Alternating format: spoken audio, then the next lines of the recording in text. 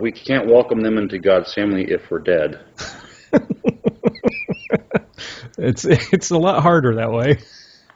It is. Please don't kill me, and I'll tell you about Jesus. Usually isn't an effect of self-defense.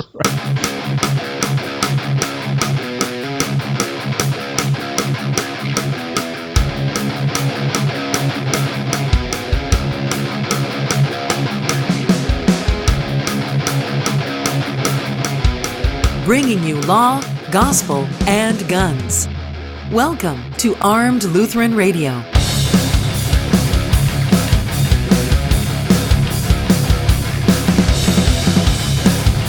Welcome one and all to another week of Armed Lutheran Radio, a show about guns, self-defense, hunting, competition, and what God's Word says about the issues surrounding gun ownership and gun rights. I'm your host, Lloyd Bailey, the Armed Lutheran. Thank you for making Armed Lutheran Radio a part of your week again this week, and thank you to our fine sponsor, Cook's Holsters, for making another week possible. American-made, custom Kydex holsters with a lifetime warranty and a 100% satisfaction guarantee. Check them out at cooksholsters.com. Now, the countdown to 100 begins. This is episode 85. Episode 100, Lord willing, is going to drop on December 17th, the week before Christmas. You know, I was thinking about this. I might just take a week off so that episode 100 falls on Christmas Eve. That would be kind of cool. I don't know. Maybe we'll do it. Maybe we won't. I'm thinking about it. I don't know. We're 15 weeks away. If you've got some ideas for things we could do or something that you would like to hear for that special episode, episode 100, stop by the feedback page, armedlutheran.us/feedback, and leave us a voice message or a voicemail or an email and send us your thoughts. Our thoughts and prayers continue to be with all of those affected by Hurricane Harvey and everybody working to help in the recovery and cleanup. I would encourage you to donate to a reputable relief organization. I recommend LCMS World Relief's Disaster Relief Fund. Send me a screenshot of your receipt where you made a donation. Send me that with your mailing address to armedlutheranradio@gmail.com, and I will send you a sticker or a wristband or a can koozie or all of the above, depending on how much you give and whom you give it to, just as a thank you for giving to help the good people of South Texas. Red Cross donations don't count. Like I said, I recommend LCMS World Relief. You'll find a link to their donation page in the show notes for this episode, episode 85.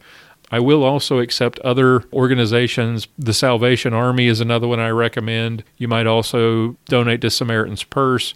Just go out and give, send me your info, and I'll send you a little gift as a thank you for your help. Tomorrow's Labor Day. We've got a sale going on at Cook's Holsters I wanted to mention. I posted this on Facebook. Visit the Armed Lutheran store or go to cooksholsters.com. Use the promo code LABOR17 and get 20% off your order. It's hard to believe September's already here. It's going to be a busy month. Team Armed Lutheran Radio will be back in action. Sam Williams is going to be shooting the Masters IDPA Championship in Alabama on the 9th. Sergeant Bill and Mrs. Sergeant Bill and Joey and Jackie Russo will be shooting Nationals at the end of the month. I am not going to be able to shoot Nationals this year. However, my only opportunity to do it would be to shoot it in one day on Thursday, which I really don't want to do. I'm not sure I want to spend $225 for the entry fee and then shoot 16 stages in one day. I think Mrs. Sergeant Bill is going to be shooting it in one day, though. The reason I'm not shooting this year, the Second Amendment Foundation and the Self-Defense Radio Network, of which Armed Lutheran Radio is a member, will be hosting an alternative mass media conference on the 29th, right smack dab in the middle of Nationals, and the Gun Rights Policy Conference is also that weekend on the 30th and the 1st, so it's too much to try to pile into a 3-day period. 16 stages on Thursday, AmCon on Friday, and then GRPC on Saturday. Nah, maybe next year. Before we get started, I do want to thank, speaking of Team Armed Lutheran Radio, I do want to thank Star Local Media for running a half-page article in the local newspaper, the Salina Record, about Team Armed Lutheran Radio and our jerseys. We designed them as a tribute to fallen law enforcement officers, and the body of the shirts include the names of every officer killed in the line of duty in 2016. It's a nice write-up, and it includes a striking photo of our own Sergeant Bill as well. So I'll include a link to that story in the show notes if you would like to have a look at that. So what have we got for you today? Well, since IDPA Nationals is going to have 50-yard standards, I guarantee it, Sergeant Bill has tips for shooting long-range targets with a pistol in his Ballistic Minute today. Mia is talking about safe gun storage for hunters in her Motivations segment. And Aaron Israel has tips for preparing for a major disaster like Hurricane Harvey. Pastor Bennett and I will also we've got a little bit of a different segment, Clinging to God and Guns today. We're going to be discussing the Christian approach to home defense on today's show, so don't miss that. All right, we've got the table all set. It's time to dig in. We'll get started with Sergeant Bill right after this break. You're listening to Armed Lutheran Radio on the Self-Defense Radio Network.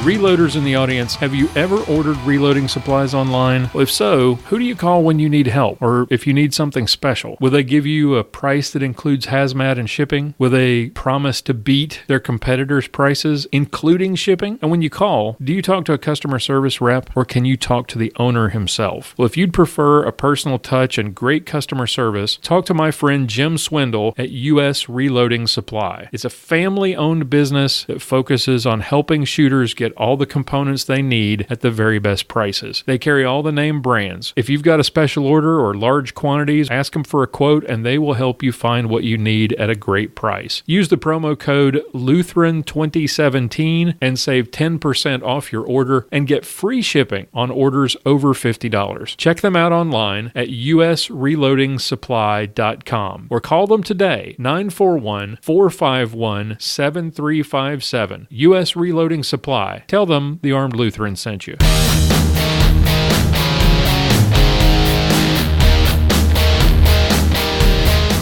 Time now for another Ballistic Minute with Sergeant Bill Silvia.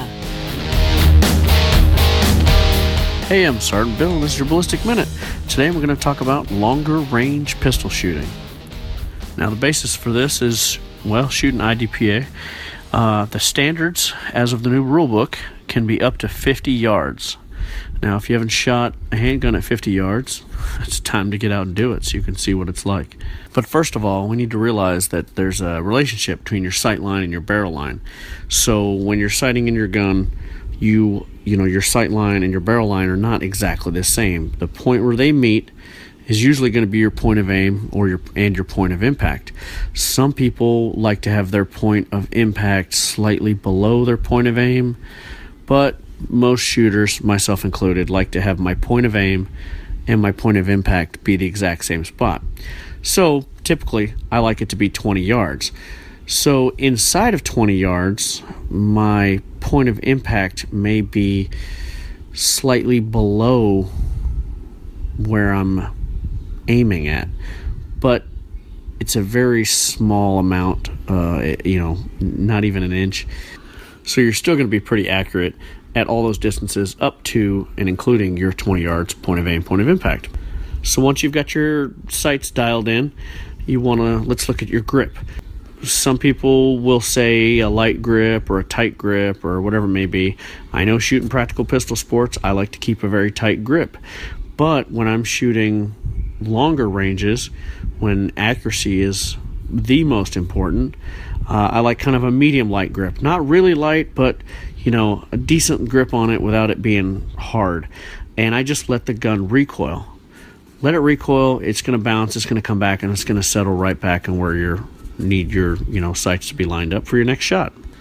Oh yeah, another thing about your sights. So we know where your gun hits at distances, right? So at 20 yards, you set up that point of aim, point of impact, or maybe you want it at 10, or maybe even 15, 30, whatever it may be.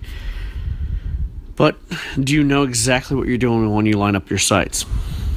You need to line up the top of the sights, the top of the front sight and the top of the rear sights, so that they have what everybody likes to call equal height and equal light.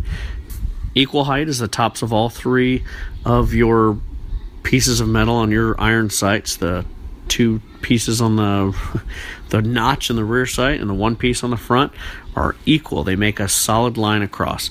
The equal light is the light bars you will have because your front sight is actually going to be smaller in relationship to the rear notch.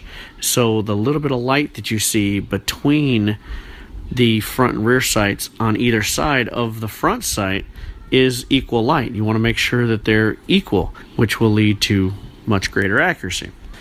Now, how do we get better at shooting extended ranges? Well, you've got to shoot extended ranges. So if you can, back up 50 yards, shoot at 50 yards or more, 75 or 100. Now, one thing I can tell you, if you shoot at 75 or 100 yards, it's going to be hard.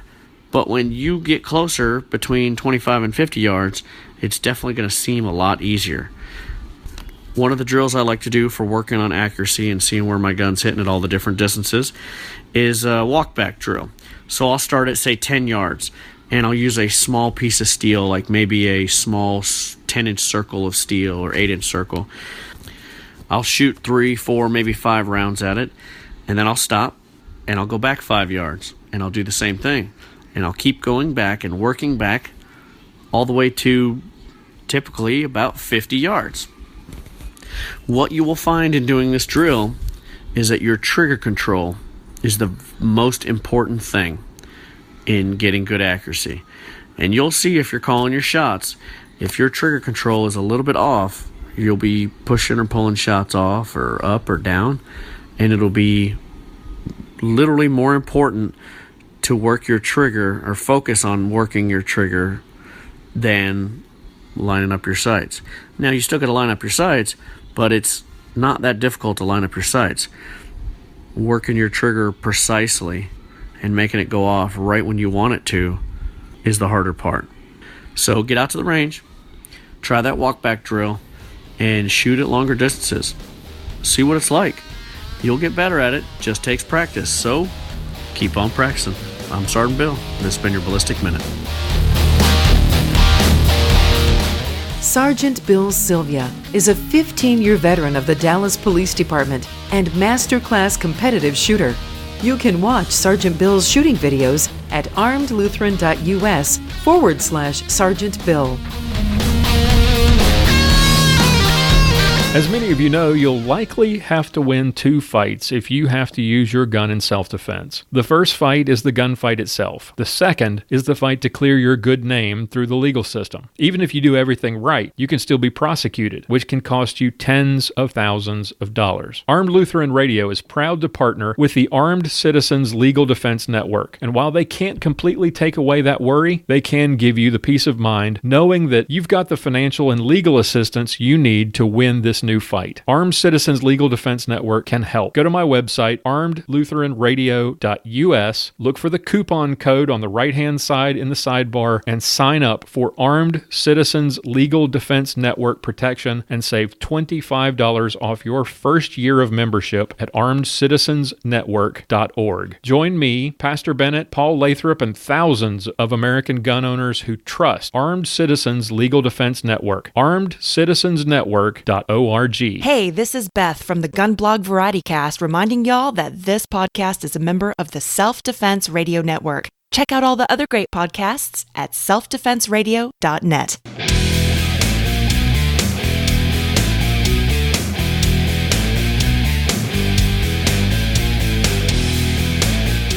It's time for this week's self-defense tip from Aaron Israel of Fundamental Defense. Hey folks, this is Aaron Israel with Fundamental Defense, here with your personal defense tip of the week. This week in Texas, Hurricane Harvey has devastated the Texas coast, and as I am recording this, a lot of my friends still have their houses underwater and have been evacuated or staying with friends. All of them have gotten out safely, thankfully, but there's a lot of people who weren't so lucky, and a lot of people have lost everything, and you're seeing the worst of a natural disaster and the best of human nature as people come together in Texas and try to help each other out. In light of Hurricane Harvey, I want to talk to you about preparedness. there were a lot of people that were caught unprepared for a hurricane when Hurricane Harvey made landfall. Now, you cannot prepare for a hurricane the day before the hurricane or the weekend before the hurricane when you already know the hurricane's coming. You should know where you live and know the likelihood of what kind of natural disasters you might face and make your preparations ahead of time. And a lot of people didn't do that. They waited till the last minute to try to go and buy water. Pricing was higher because there was a shortage of water because everybody was trying to go buy it. And then a lot of people did the same thing with other supplies. And then when the power went out, a lot of people didn't have any way to cook their food because they had electric stoves and no gas fuel type stoves to be able to use as a backup, no generators to get the power back on for essential things if that's the option they wanted to take. A lot of people were just caught woefully unprepared. In DFW, where I live, on the backside of it, we've got a mild shortage in gas. We don't really have a shortage. There's just a slowdown in how quickly the trucks can get to us because some refineries have been shut down at the coast and the trucking routes are blocked in a lot of places, and so they're having to take a lot longer routes. So that drives up prices in the short term, but people have been freaking out because of what they read on social media, and so everybody's been going to fill up their tank and try to assuage something that's really mythical, and they've exacerbated the whole situation by panicking. And so on my side of the fence, if you drive around with your car on E, then you're going to be in a bad way trying to get gas because of the run on gas stations, which was totally predictable when we had a massive hurricane on the coast where all the refineries are. You should have seen these things coming. And the way you can be prepared in that sort of a way is not letting yourself get on E. Make sure you've at least got a half tank of gas at all times. That's something that I live by. If you let yourself run out of gas constantly, then when these things happen, you might find yourself without the ability to fill up your car and get to work. And a lot of people are in that boat today because of the things that happen with human nature around natural disasters. So you have to prepare for things ahead of time. If you live in a floodplain and you live where hurricanes are, you need to think about what kind of supplies you ought to have in your garage or in your basement to get your family through the, 4 or 5 days a week, some people that you might be away from the essential things. So water. Do you have a way to cook things? Do you have anything that you can eat that does not require refrigeration or does not require heating up? Think MREs, think backpacker type meals that you can just pour hot water into. Think snack foods, think protein bars, things like that are prepackaged. Canned goods, things that you can eat straight out of the can. Do you have any of those things? Do you have enough of them to get you through a week or so without access to Walmart? Because a lot of people are facing that situation and have been facing that situation in Houston and the surrounding areas for the past week or so. So think about these things ahead of time and don't get yourself caught with your pants down when these disasters inevitably happen, which this was a once-in-500-year hurricane, but smaller hurricanes and smaller natural disasters happen all the time. You might live in an area like I do where there's a possibility for tornadoes. If you live in Moore, Oklahoma or Oklahoma City or the surrounding areas and you don't have a tornado shelter, then you're making a mistake. If you don't have some supplies in that tornado shelter that can get you through until the rescue authorities find you, then you're also wrong. So think about these things ahead of time and prepare yourself for the inevitability of natural disasters. It's not a matter of if, it's a matter of when and how severe. So preparation can't happen once the zombie apocalypse has already started. So think about what your zombie apocalypse scenario is based on where you live. And I know a lot of us are, focused on mythical things like the government coming to take our guns or civil unrest and needing to protect ourselves, but 50 gallons of water makes a lot more sense than 50,000 rounds of 9mm. So if your preps are all centered around guns and ammo, then you're making a mistake, in my opinion. Grant Cunningham's new book about preps that came out a couple weeks ago, that Lloyd Bailey had him on last week to interview him. You need to get a hold of that book if you haven't already. Go to grantcunningham.com, and he gives you some real practical, not crazy prepper TV show guy type stuff for you to be able to make reasonable preparations to prepare you for the sorts of things that are happening this week in Houston and other things that might happen depending on your locality and what's likely to happen natural disaster-wise out there. That's your personal defense tip of the week. Thanks for tuning in. Aaron Israel is a Personal Defense Network contributor and owner of Fundamental Defense. You can find out more and sign up for any of Aaron's classes at fundamentaldefense.com. The percentage of women who own guns is growing. American women are more knowledgeable and better equipped to defend themselves than ever before. So, why is it that every time I go to a gun shop, I feel like they're talking down to me? Like, hey little lady, let me show you what you need. It's like all they want to do is sell me a pink gun. If you're tired of feeling that too, visit Guns for Gals, a specialty firearms boutique designed to empower women with information about firearm safety and to equip them with the means to protect themselves. The owners go out of their way to find products specifically for women, and they actually listen and ask questions to help you find the right products to meet your needs. If they wouldn't own it themselves, they won't sell it. Guns for Gals is located at 2035 Central Circle, Suite 108 in McKinney, Texas. Open Monday 1 to 6 and Tuesday through Thursday 11 to 7. And on weekends, you can find them at a gun show near you. Or shop online at www.gunsforgals.com. Guns for Gals, more than just a gun shop. It's how gun shopping should be.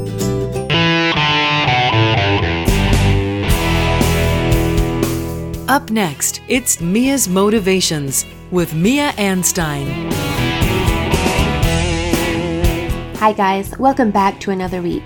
Today I wanted to send prayers down to the Hurricane Harvey victims down south. I also wanted to send prayers to our friends in the Northwest who are suffering from extreme wildfires. There are just numerous fires up there, and I definitely wanted to keep them in our prayers. Now down south, I know that people are not going to be able to head out and hunt, and some people may have lost firearms in the flooding and so forth. Some people may have had evacuation plans and ways to get their firearms out, and a lot of these people are just going to be focusing on getting their lives back together. In the Northwest, I have friends that are looking for new places to hunt, and a great way to find a new place to hunt is to reach out to your pals, ask them. You can also talk to fish and wildlife departments, ask them for advice on areas. And you may have to branch out a little further to find the game which you pursue. And while we're working on filling our freezers and we're traveling, I wanted to share a word of caution with all of you, and this is because I have a friend who was in Albuquerque at a sporting goods store, and his vehicle was broken into and his firearm was taken.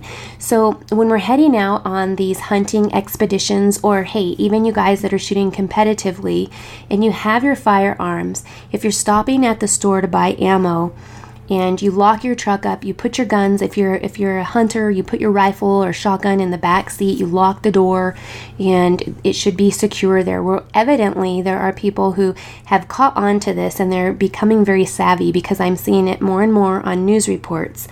These vehicles in front of the sporting goods stores are getting broken into, and the firearms are being stolen.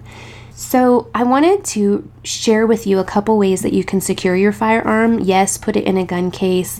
Also, don't have it laying out where passerbys can see it visibly laying on your back seat or something like that. If you have seen Ram trucks, they offer a truck vault, and it's built into the side rails of the bed of the truck, and this is a vault where you can securely lock up your guns. They also have ways to store fishing rods and stuff like that. Fishing rods can be very pricey. In addition, if you don't want to go out and buy a new truck that has these features, you can actually buy aftermarket truck vaults that will bolt into the bed of your truck, and they take up minimal space, but they will really work and help secure your firearm. On that note, I really wanted to let you guys know, just be safe out there. Always take care in securing those firearms. And my friends who are shooting competitively, if you have handguns, you can buy a handgun vault that actually secures under the dash of your vehicle, or even one that goes in the center console of your truck. So really check these out, and remember to be safe. If you have a friend with you, if you're not going solo, hey, you go inside, you buy the ammo or whatever other sporting goods you need, leave the other person to keep an eye on the vehicle. P.S. Keep the AC running so they don't overheat, and your hunting dogs as well. And on that note, I hope that you guys can find a smile and also share prayers for those who are suffering around our country. Have a great week, you guys. Bye. You can read more from Mia and watch her YouTube videos at miaanstine.com. Having a good holster is absolutely critical if you're going to carry a firearm for self-defense. If you need a quality holster, let me recommend Cook's Holsters. I've found Cook's Holsters when I bought an IWB holster to write a review. I liked that holster from Cook's Holsters so much that I applied to become an official Cook's Holsters dealer. Cook's Holsters are American-made, custom-molded to fit your firearm. The advantage of Kydex is that it holds its shape. It doesn't lose retention. It won't wear on the finish of your firearm the way leather will. They're available for hundreds of gun models, dozens of color combinations, and different printed patterns. They're great for concealed carry, for range work. They come with a lifetime warranty against defects and a 100% satisfaction guarantee. Check them out today, www.cooksholsters.com. Use the promo code ARMEDPODCAST to save 10% off of your order, and make sure you've got a quality holster. Go to cooksholsters.com today. This is Pastor Brian Wolfmueller of Table Talk Radio. Thank goodness you're listening to the Armed Lutheran Radio podcast.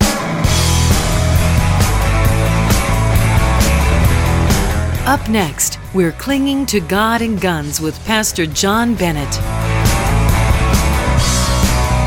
Welcome back to Armed Lutheran Radio. We've heard it said in several episodes, most recently episode 84, that when a thief breaks into your house, the Christian thing to do is not to resist, to allow him to kill you, because you're going to heaven, and if you kill him, he may be going to hell. So the better thing to do would be to let him kill you so that he has a better chance of being saved before he dies.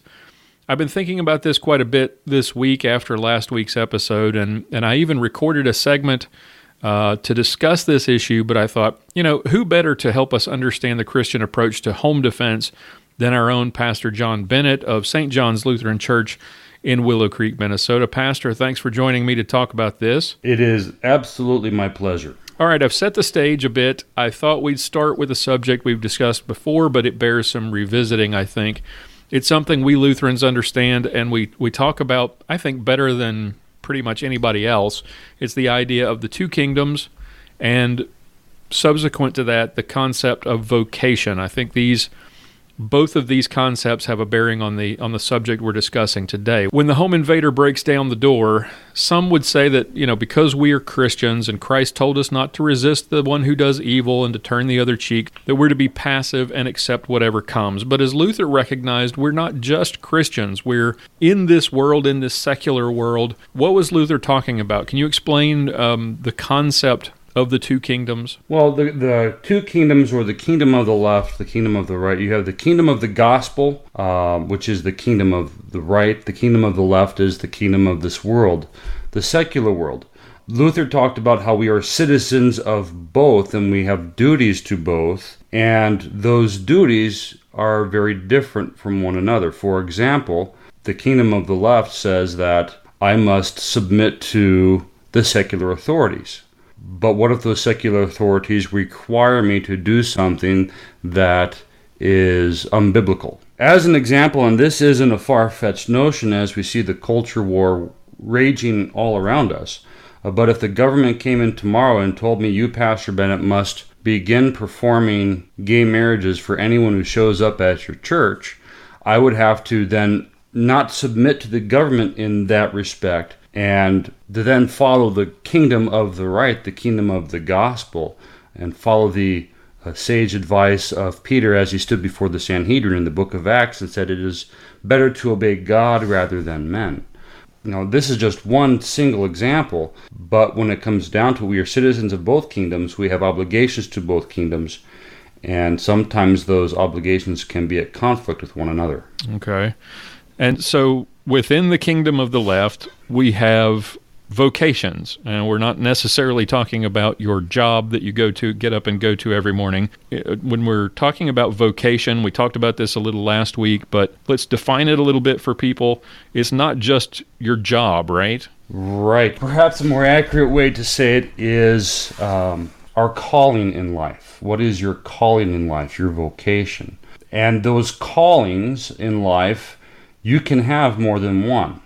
And those callings in life, some of those callings are not something that you receive a wage for. My vocation in life, I am a pastor. That's the one I get paid for. I am also a husband and a father. I volunteer my time for the parochial school where my wife teaches and my children attend. Those are all different vocations in life. There's not one single vocation, one single job, but rather it is what you are called to do in life according to whatever circumstances that God has placed before you. And part of our vocation is fulfilling those obligations in a Christ-like manner.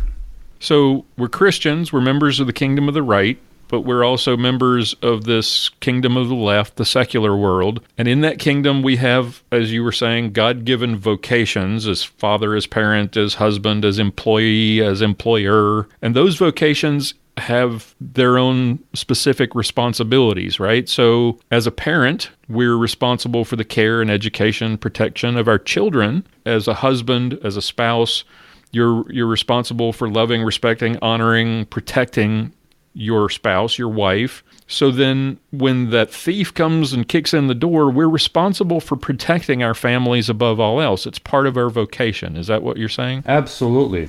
We are called to fulfill those vocations, the obligations to those vocations, in a manner that is compatible with our faith. And this is one of those areas where Uncle Dougie and John Piper and the whole lot of them, really they get confused because they see their obligation to not possibly kill somebody who might possibly go to hell as a higher obligation than protecting your life and the life of your wife and children. Right. And Paul addresses this in 1 Timothy chapter 5, verse 8, if anyone does not provide for his relatives, and especially for members of his household, he has denied the faith and is worse than an unbeliever. And I would suggest strongly that allowing someone to kill you, your wife, and your children is falling into the realm of not providing for your relatives and especially those of your own household.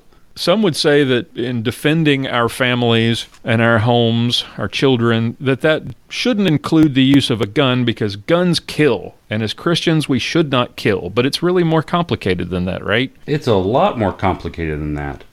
And if the left could just get their heads wrapped around it, and I especially include in this those who would consider themselves to be Christians, even conservative in their faith, that a gun is just one of many tools that can be used to protect and defend life. It also happens to be the most effective tool in defending your own life. So another passage to think of too, when we're talking about breaking and entering in home invasion type situations, that in the Old Testament scriptures especially, there was a great deal of leeway given to those who would find themselves in a situation where they have to protect their own life.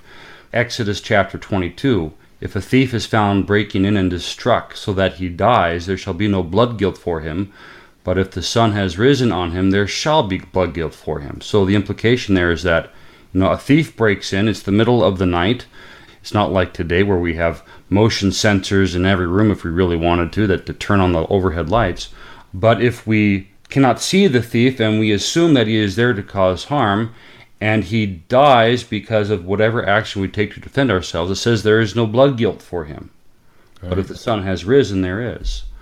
We have the example of God giving instructions to Moses for the cities of refuge, that if a person kills another without intent, and I would suggest that here the implication is malicious intent, that it is not your intention to kill someone, but whatever circumstances have led up to that have resulted in someone's death, so that after he flees to the city after a period of time, he is no longer held guilty for the unintentional death of another. It also has a stipulation in there that if the person who unintentionally kills someone leaves the city, that the person who has died, their family members can then avenge them. So we do have examples in Scripture where self-defense or an application towards self-defense can easily be made.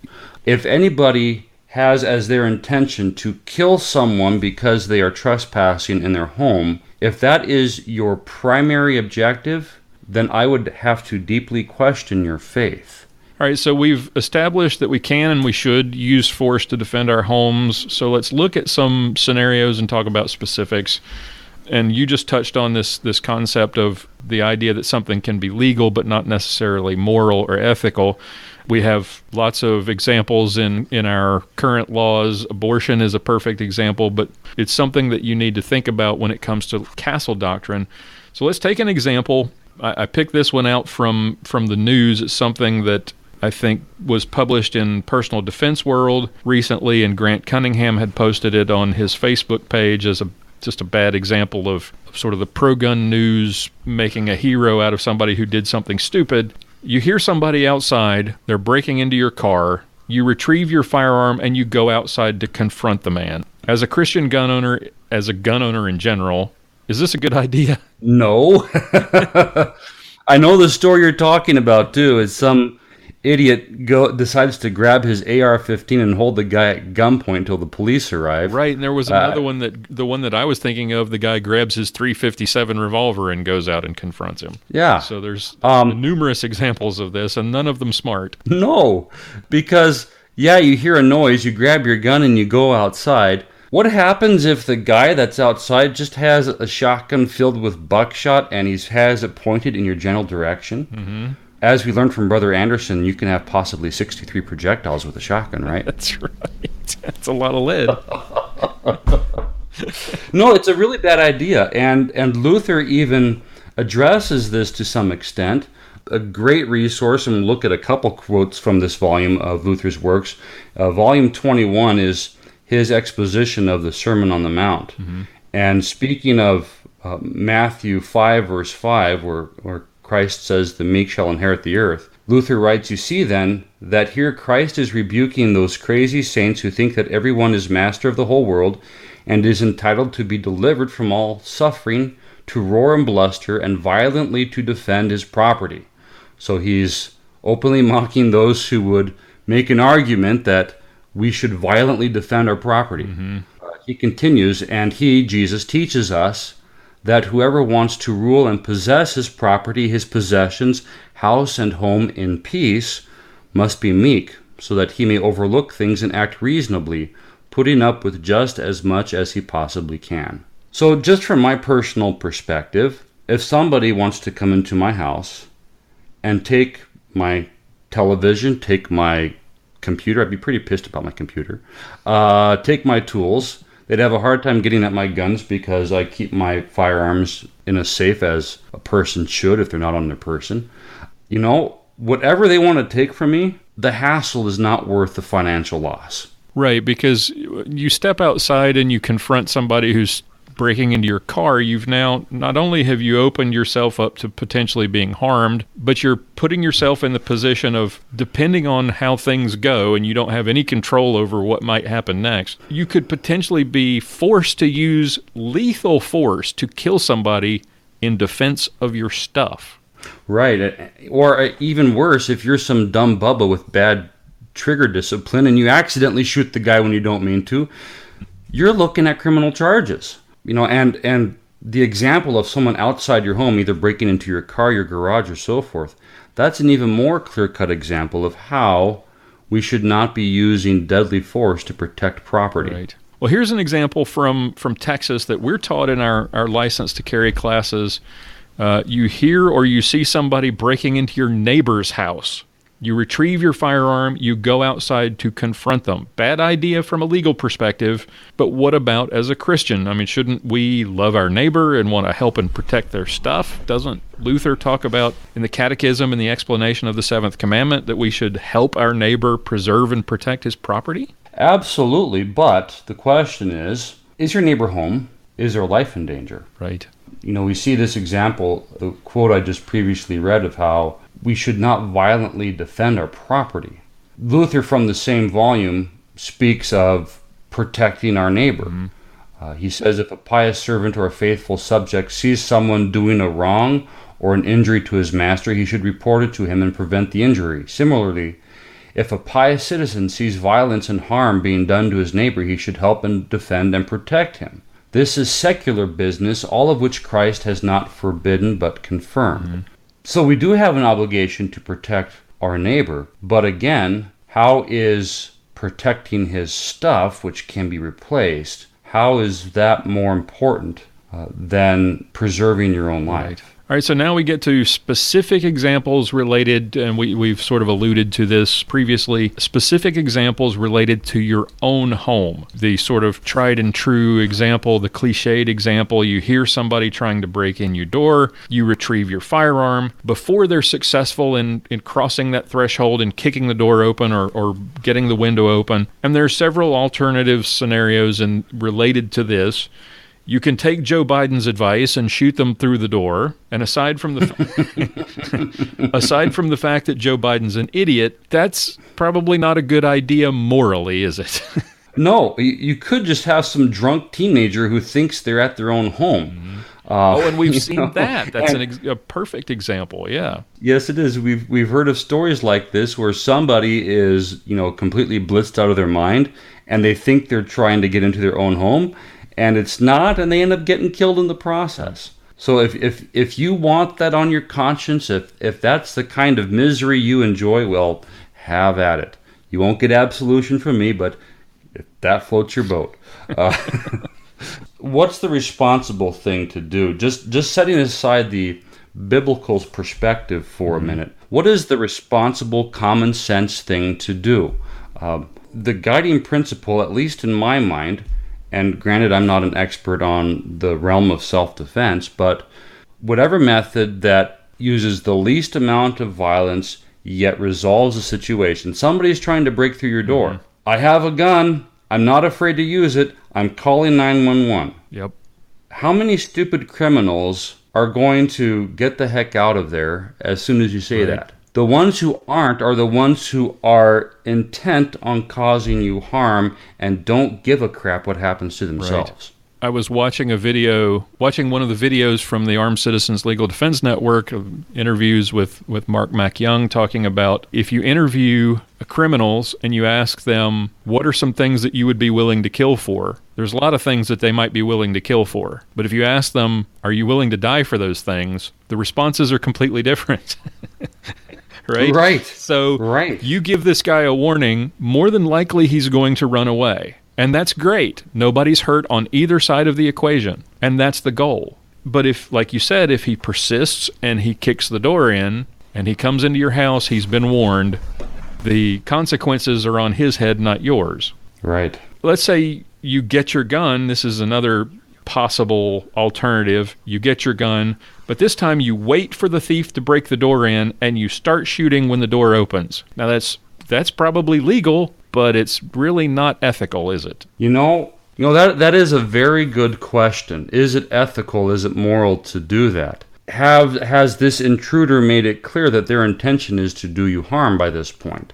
Again, we could just be dealing with some crazy drunk guy who's blitzed out of his mind, and your words, your threats of causing bodily harm if they don't retreat haven't sunk in. Well, in this case, in this scenario, you haven't actually given them any warning, and you're just waiting for them to come in. Oh, I see. In this case, yeah, you're a jerk if you start shooting before you've given them any warning. This is the shoot first, ask questions later approach. Yeah, terrible approach.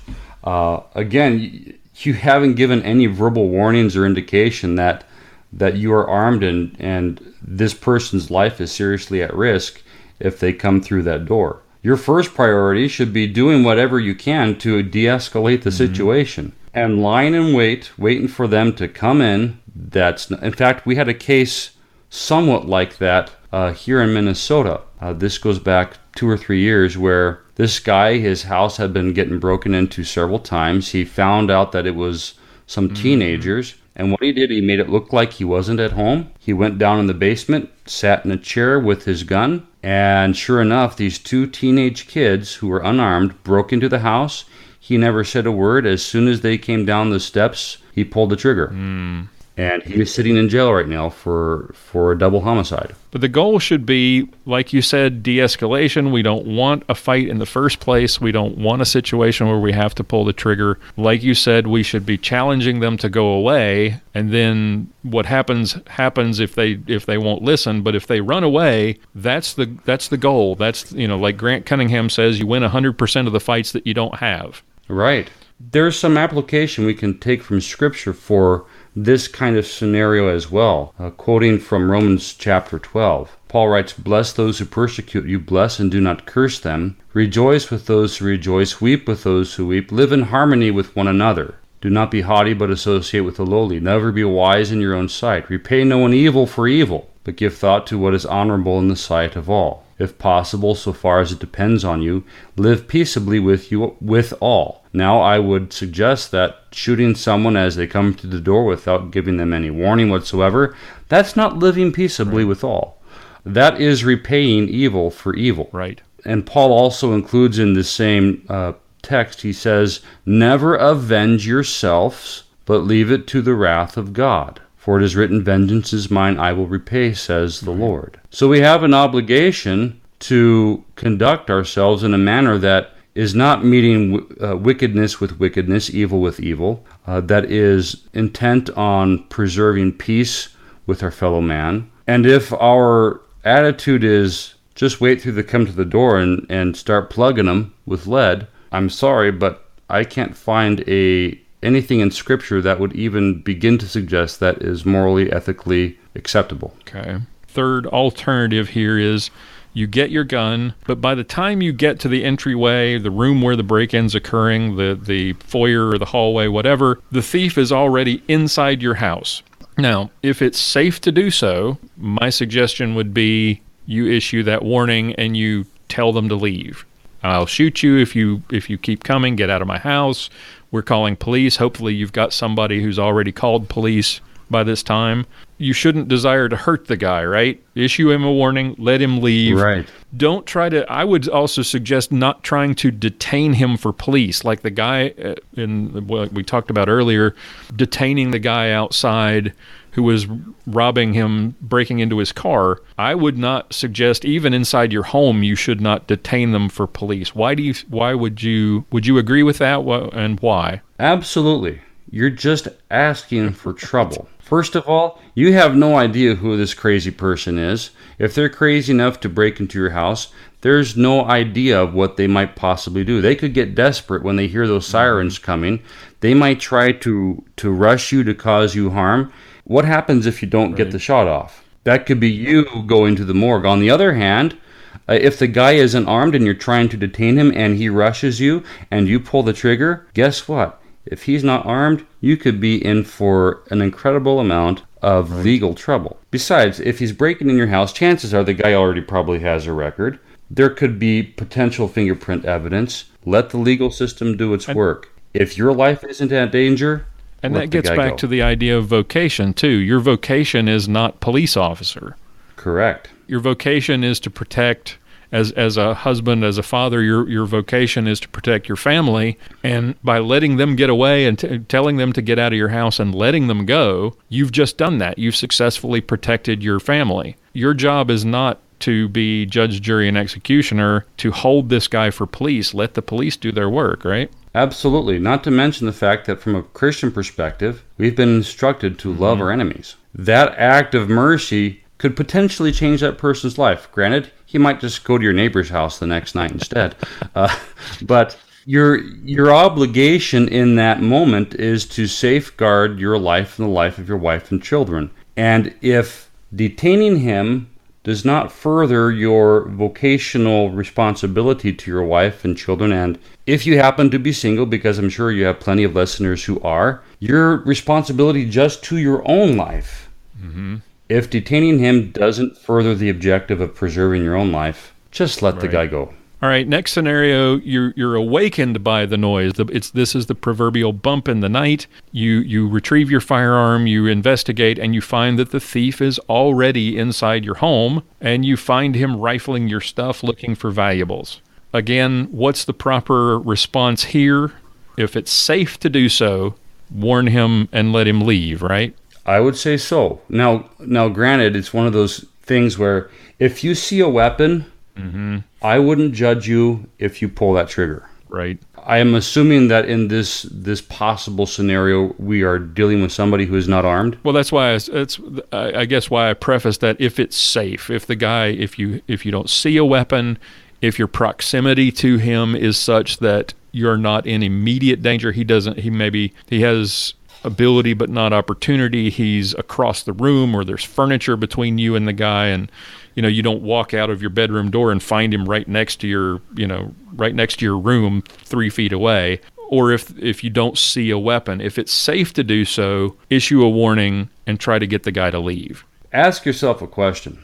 What would be your response if somebody pointed a gun at you and said, "Leave or I shoot"? Right. Most people would be crap in their drawers. I started to say, after I wet myself. Let me answer that question after I go change my underwear. In that scenario, you've already ruined the guy's night because his intention was to get away with whatever he could. If your life isn't in danger, do what is responsible. And again, I don't contend that the responsible thing is to fill him with lead. Well, you hear the people who will say, if somebody breaks into my house, I'll just kill him. That's completely the wrong attitude to have. So again, we shouldn't desire to harm or kill the person. The goal is to make the bad guy stop doing bad guy things, as Aaron Israel likes to say, and it's one of my favorite quotes. We want him to leave. We want him to go away, get out of our house, stop rifling through our stuff or threatening us. If in confronting this person they reach for a weapon or reach into a pocket and you don't know what they're getting, or they have a weapon in their hands and they turn to threaten you, then that's a whole different story. All bets are off at that point. But again, don't try to detain them. Not your job. Let them leave. What if they take your stuff? What if they turn around and run and they've got a jewelry box or gold bullion or who cares what, and they just run? Do you shoot? Well, you can. But should you? That's the point of this. That is the point of this segment. Should you shoot them when they're stealing your stuff? From a moral and even from a legal perspective, the answer is no. If you shoot a person, and whether you injure them or kill them, and they are fleeing from you, your life is no longer in danger. Right. You have a hard time demonstrating in a court of law that you had a serious threat of great bodily harm to yourself. Even in these jurisdictions where they do have castle doctrine, there's a good chance that it's not going to apply if you're shooting at somebody who is fleeing the scene of a crime. And that also brings to mind, Christ's command that if they want to take your cloak from you, give them also your tunic. Let them go. The stuff isn't worth harming them for, and hopefully you let the legal system do its thing. You let, hopefully you get your property back, but if you don't, so be it. You're alive, they're alive, mission accomplished. Right. And again, this comes back to loving your neighbor and loving your enemy. We're told to do both. Love our neighbors as ourselves, to love our enemies, to bless those who persecute you, and so forth. I'm not going to love my enemy to the extent that I will die for them at also the risk of my wife and children. I'm not going to surrender my life because they're just some average thug who want to take it. We also have to distinguish the difference between persecution and just ordinary violence. Right. Persecution is that which is sanctioned by some ruling entity because of your faith. We're told in Scripture that if someone comes to persecute you, let them do it and give glory to God in the process. But if a guy is just coming to take your stuff, he's just there to do violence. There's a big difference. Yep. All right, so to wrap all this up, let's, if we can summarize this whole thing, your vocation is to protect the life of your family, your life. In your heart, you shouldn't be wanting to harm or kill someone. We shouldn't be willing to defend property, to defend your stuff with lethal force. We want the bad guy to leave, to stop doing bad guy things. Hopefully that means he runs away. If he doesn't, then we're perfectly justified in using lethal force to defend our family. Don't try to detain the criminal. Just let him go. It's too dangerous. It's not your vocation. Don't protect your neighbor's stuff either. Not your vocation, not smart. And if all else fails, if it's a last resort, or if your life or your neighbor's life is in danger, you have the right morally to use potentially deadly force, not with the intent to kill, but with the intent to stop the threat and to protect life. That should always be our directive, to protect life. And sadly, there are many cases in this country every year where it doesn't go that way, where it ends up in someone justifiably taking a life because the alternative is great bodily harm or death to whether it's the homeowner or what have you. If you've ever talked to somebody who's been involved in a self-defense shooting, they don't want to have to pull that trigger. They don't look forward to it. But I'll just give you an example. I have a good friend. He's now a retired police officer, but he was off duty one day eating at a restaurant, and next door there was a bank robbery. And he responded because he's right next door and he is a police officer. And he squared off against the robber. They were standing literally 6 feet apart, opposite sides of a truck bed. And he shot and killed the guy. It's not something that he enjoyed doing, I guarantee it. You live with those choices every single day. Right. It changes you. Is it worth changing who you are at your core if you don't have to pull that trigger to protect your life? It's simply saying, I've got a gun, beat it, is all that's necessary to make the bad guy flee. Well, and the other option that we never talk about, Aaron has talked about this before, is the idea of simply barricading your family and not seeking that confrontation. That may not always be a possibility, so we didn't address that in this segment, but the goal should be to protect the lives of your family members and not to harm the person who's breaking into your home or trying to steal your stuff unless it's absolutely necessary as a last resort. And I think about this all the time for myself because, I live in a 2-story home. The bedrooms are all upstairs. If someone breaks in, Yep. What do? What's the smart thing to do? Do I go downstairs and confront the intruder, or do I get my family into one room and loudly announce that, hey, I'm not afraid to pull the trigger, get the heck out of here, and hope that they leave you alone? If they come through the door and you've given that warning, I wouldn't hesitate. But my personal belongings are not so valuable that I'm willing to take the risk. And let's be honest here, when you take it upon yourself to inflict deadly force, there's always a risk that you're not going to come out on the right end of things. That gets back to that Grant Cunningham quote about winning every fight that you don't have, right?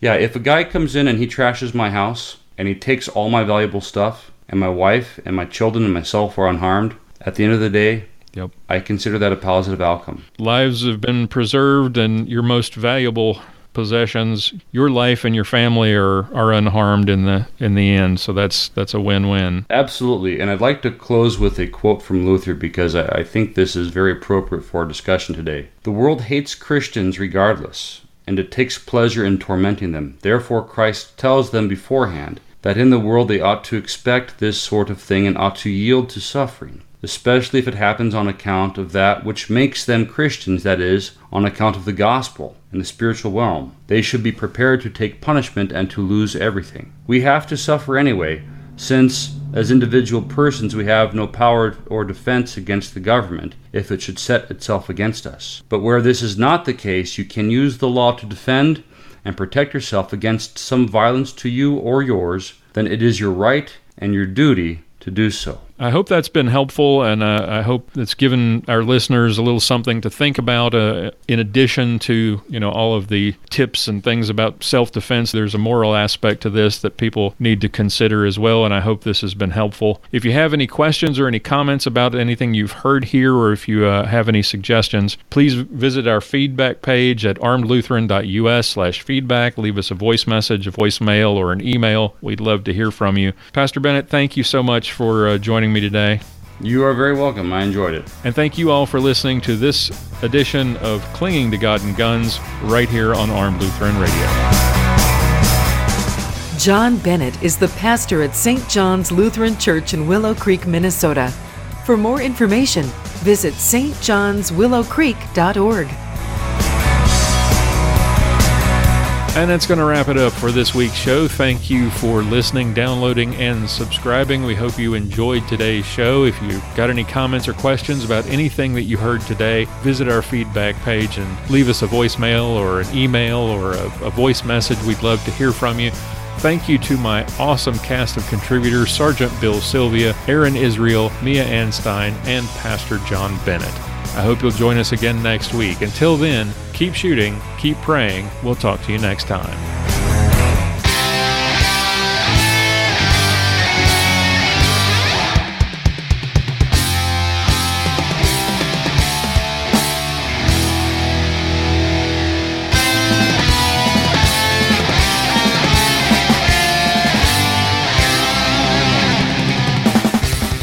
Thank you for listening to this episode of Armed Lutheran Radio.